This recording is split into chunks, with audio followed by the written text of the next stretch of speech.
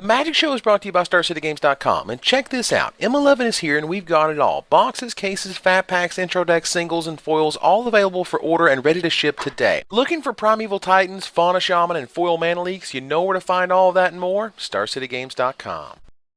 Hi, this is Bill Rose, head of Wizards R&D. Welcome to the Magic Show.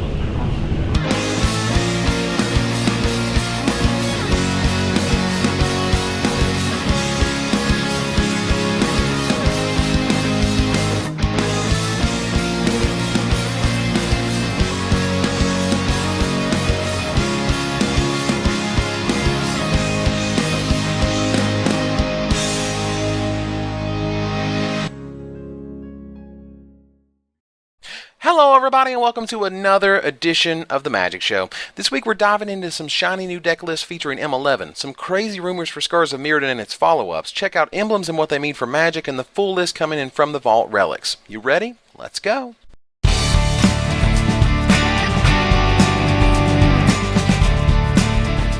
So this past week we've gotten our first results from PTQs and Nationals events all over the world, and it's time to dive in.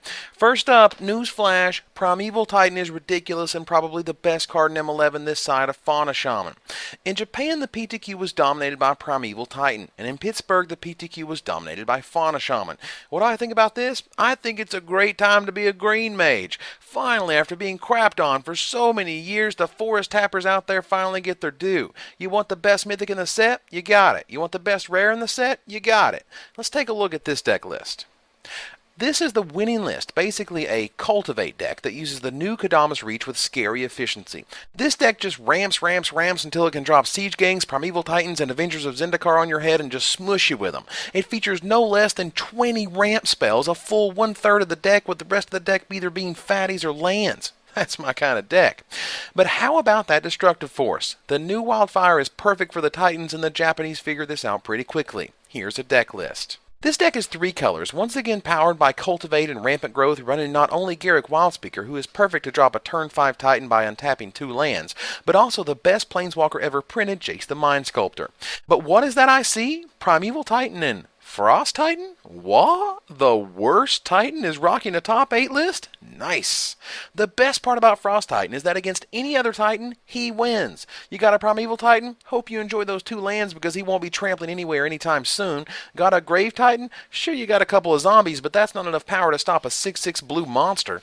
Me, I'm loving this Titan cycle. Ready to see where the Grave Titan ended up? In Esper Control. Check out the deck list. Now this deck is really interesting. I really enjoy seeing the Inquisition of Kozilek here, as it deals with Putrid Leeches and Lotus Cobras and Knights of the Reliquary in ways that Duress cannot. It is also running Wall of Denial, a card that probably doesn't see nearly as much play as it should. It blocks everything, including Titans, and lives to fight, or block, another day. But let's switch gears and unveil an evolution of one of the most powerful decks in the past few months. Check out Fauna Conscription. Now, this deck takes your shell of Lotus Cobra into Sovereigns of Lost Alara into Eldrazi Conscription and adds a little Survival of the Fittest on the stick to the mix. Fauna Shaman didn't just show up here, of course. There's Naya Shaman, where Fauna Shaman goes and finds Vengevines and Rangers of Eos with ease, and it also showed up in Next Level Bant, where you can run a Bant shell with a singleton Sovereigns of Alara and Eldrazi Conscription to go fetch the Mondo combo when you're ready to bust it out. But the real technology from this deck? Linvala, Keeper of Silence. This girl is exactly what you need her to do. Stop your opponent's Fauna Shaman from wrecking your face. Now what it doesn't stop is Primeval Titan or Grave Titan from stomping you silly, but that's why she's a one-off. When you need her, you search her up with Fauna Shaman, bam! Problem solved. For those looking for a mythic with a lot of growth potential, both in playability and financially, Linvala is one I'd keep an eye on. Lastly, we have to talk about the rogue craziness that is dueling Megrams. Now, talk about your fun decks. Finally, kitchen tablers all over the world can see what it looks like when one of their favorite cards, Megram, finally hits the big time. This incredibly budget-friendly deck wipes the floor with cards like Burning Inquiry and Liliana's Caress, cards I can assure most of your fellow competitors will have to read. How does it work? Well, with 2 Megrams out, 1 Burning Inquiry loses them a whopping 12 life. And how sick is Blightning with 2 Megrams out? How's that 11 damage treating you? All I know is we've just scraped the surface of M11 and its possibilities. Cards like Primeval Titan and Fauna Shaman are essentially giving us a green renaissance, but there are plenty of other cards, such as Mass Polymorph, that have yet to show us what they're really capable of. So just like Chapin said last week, this is the time for deck builders. Get to throwing together those 60-card concoctions and making the rest of the player base novel at your skill and grace and bashing face.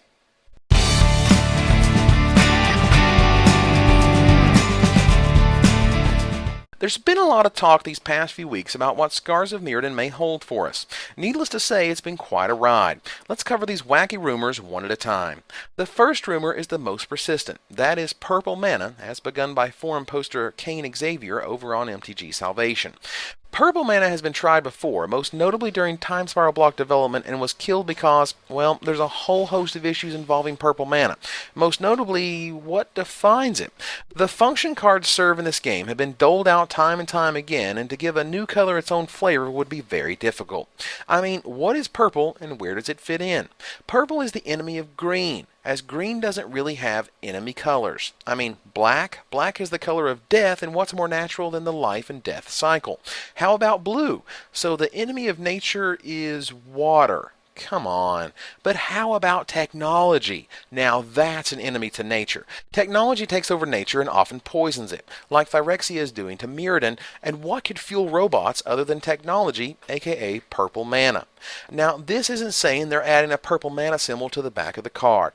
Rather, they're going to use it like snow mana in Cold Snap. Now, Cold Snap sucked, but that isn't to say the snow theme did.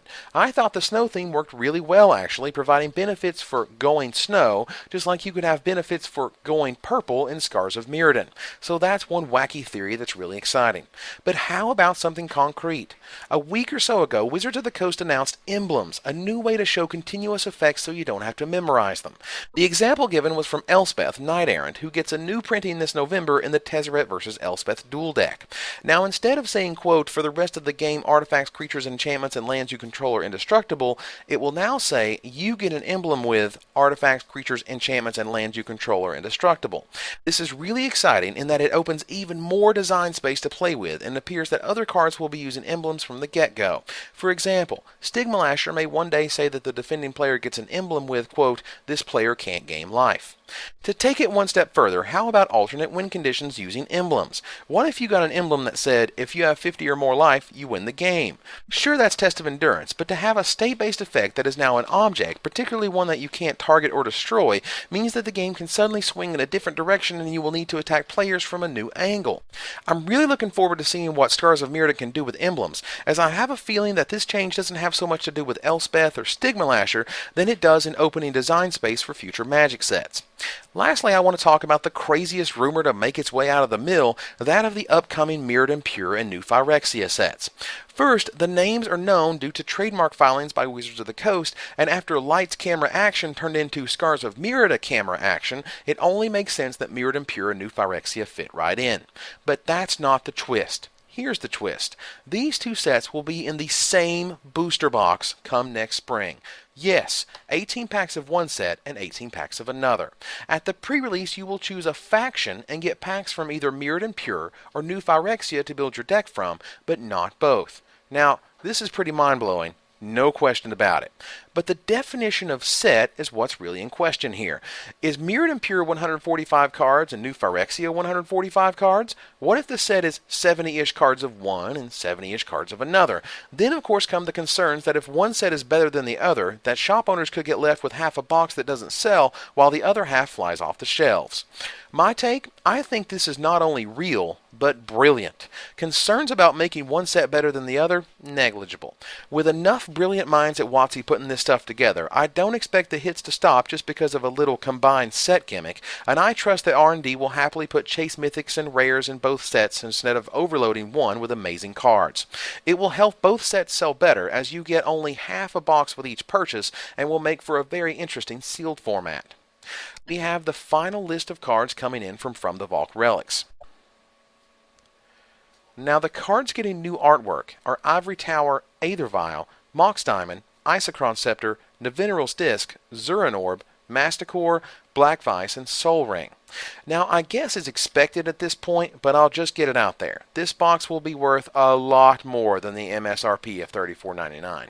And by that, I'm talking around at least $100 before it's all over. Not counting the Scars of Mirrodin preview Sword of Body in mind, which, if it takes after the existing Fire and Ice and Light and Shadow swords, will be a metagame powerhouse that players will want super shiny for their cubes, EDH decks, and standard decks come this fall. The set will be released to your local game store on August 27th, so get in those pre-orders now if they'll let you, and 400 copies will be distributed over 4 days at Gen Con, August 5th through 8th, to a lucky 100 people each day. So that's the world of rumors, releases, and upcoming sets for Wii Magic players. I hope you guys are enjoying all of this as much as I am, and until next time, Magic players, this is Evan Irwin, tapping the cards so you don't have to.